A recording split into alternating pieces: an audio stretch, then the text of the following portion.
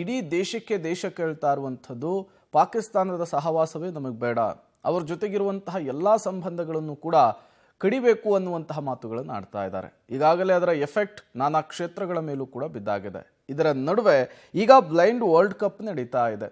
ಇದರಲ್ಲಿ ಪಾಕ್ ಮತ್ತು ಭಾರತ ಮುಖಾಮುಖಿ ಆಗುತ್ತಾ ಇಲ್ವಾ ಅನ್ನೋದೇ ಈಗಿರುವಂತಹ ಪ್ರಶ್ನೆ.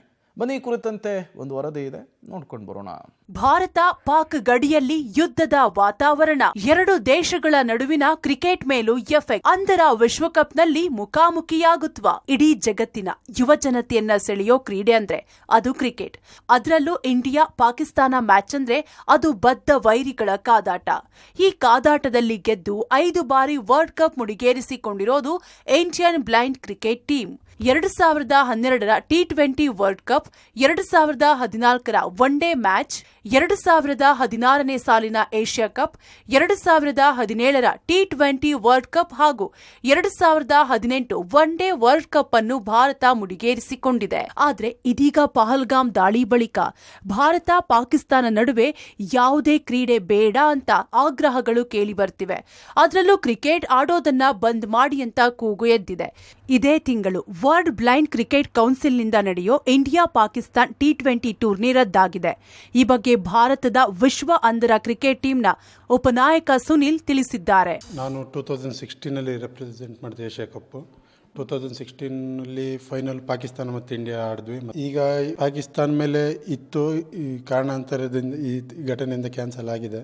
ವರ್ಲ್ಡ್ ಕಪ್ ಅಲ್ಲ, ಬೈಟ್ರಲ್ ಸೀರೀಸ್ ಇತ್ತು ದುಬೈಯಲ್ಲಿ. ಈ ಘಟನೆಯಿಂದಾಗಿ ಅದು ಕ್ಯಾನ್ಸಲ್ ಆಗಿದೆ.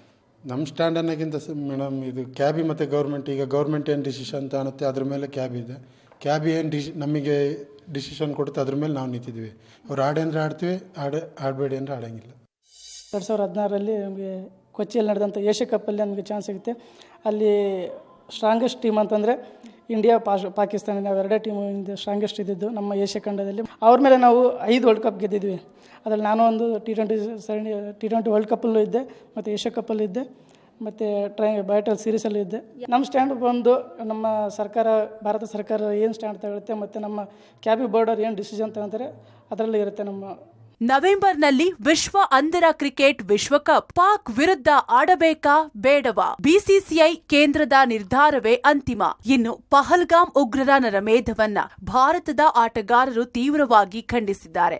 ಅಲ್ಲದೆ ನವೆಂಬರ್ನಲ್ಲಿ ನಡೆಯುವ ಬ್ಲೈಂಡ್ ಕ್ರಿಕೆಟ್ ವಿಶ್ವಕಪ್ನಲ್ಲಿ ಪಾಕ್ ವಿರುದ್ಧ ಆಡಬೇಕಾ ಬೇಡವಾ ಅನ್ನೋದು ಬಿಸಿಸಿಐ ಹಾಗೂ ಸರ್ಕಾರದ ತೀರ್ಮಾನವೇ ಅಂತಿಮ ಅಂತ ಅಸೋಸಿಯೇಷನ್ ಫಾರ್ ದಿ ಬ್ಲೈಂಡ್ ಇನ್ ಇಂಡಿಯಾದ ಅಧ್ಯಕ್ಷ ಮಹಂತೇಶ್ ಕಿವಡಸಣ್ಣನವರ್ ಹೇಳಿದ್ದಾರೆ. ನಡೆದಂಥ 5 ವಿಶ್ವಕಪ್ಗಳನ್ನ ನಾವೇನು ಗೆದ್ದಿದ್ದೀವಿ, ಅದರಲ್ಲಿ 4 ಫೈನಲ್ನಲ್ಲಿ ನಾವು ಪಾಕಿಸ್ತಾನ ಸೋಲಿಸಿದ್ದೀವಿ. ಆ ಒಂದು ಸಂತೋಷ ನಮಗಿದೆ. ಈಗ ಬಯಲ್ಯಾಟ್ರಲ್ ಸೀರೀಸ್ ಅಂತೂ ಅದು ಕ್ಯಾನ್ಸಲ್ ಆಗೋಗಿದೆ. ಕೆಲವು ವರ್ಷಗಳಿಂದ ನಾವು ಆಡ್ತಾ ಇಲ್ಲ, ಪ್ರತಿ ವರ್ಷ ಆಡಬೇಕಂತ ಇತ್ತು. ಯಾವಾಗ ಈ ಥರ ಜಿಯೋ ಪೊಲಿಟಿಕಲ್ ಸಿಚುವೇಶನ್ ಪಾಕಿಸ್ತಾನವರಿಂದ ನಮ್ಮ ದೇಶಕ್ಕೆ ತೊಂದರೆ ಆಯಿತು, ಆವಾಗಿಂದ ಅದನ್ನು ಸ್ಟಾಪ್ ಮಾಡಿದ್ದೀವಿ. ಯಾಕಂದರೆ ದೇಶ ಮೊದಲು, ನಮ್ಮ ಸರ್ಕಾರ BCCI ಏನು ನಿರ್ಧಾರ ತಗೊಳುತ್ತೆ, ಕ್ಯಾಬಿ ಥ್ರೂ DCCI ನಾವು BCCI ಜೊತೆ ಇರೋದರಿಂದ, ಮತ್ತು ಭಾರತ ಸರ್ಕಾರ ದೇಶ ಮುಖ್ಯ, ದೇಶದ ರಕ್ಷಣೆ ಮುಖ್ಯ. ಅವರ ಹೇಗೆ ನಮಗೆ ಅಡ್ವೈಸ್ ಮಾಡ್ತಾರೋ ಅವ್ರು ಹೇಳ್ದಂಗೆ ನಾವು ಫಾಲೋ ಮಾಡ್ತೀವಿ. ಒಟ್ನಲ್ಲಿ ಪಹಲ್ಗಾಮ್ ದಾಳಿಗೆ ಭಾರತ ಪ್ರತೀಕಾರದ ಶಪಥ ಮಾಡಿದ್ದು ಪಾಕಿಸ್ತಾನಕ್ಕೆ ಮುಟ್ಟಿ ನೋಡಿಕೊಳ್ಳುವಂತೆ ಇಟ್ಟುಕೊಡ್ತಿದೆ. ಭಾರತ ಪಾಕ್ ನಡುವಿನ ಕ್ರಿಕೆಟ್ಗಳಿಗೂ ಇದರ ಎಫೆಕ್ಟ್ ತಟ್ಟಿದೆ. Aruna Shiraguppi, public TV, Bengaluru.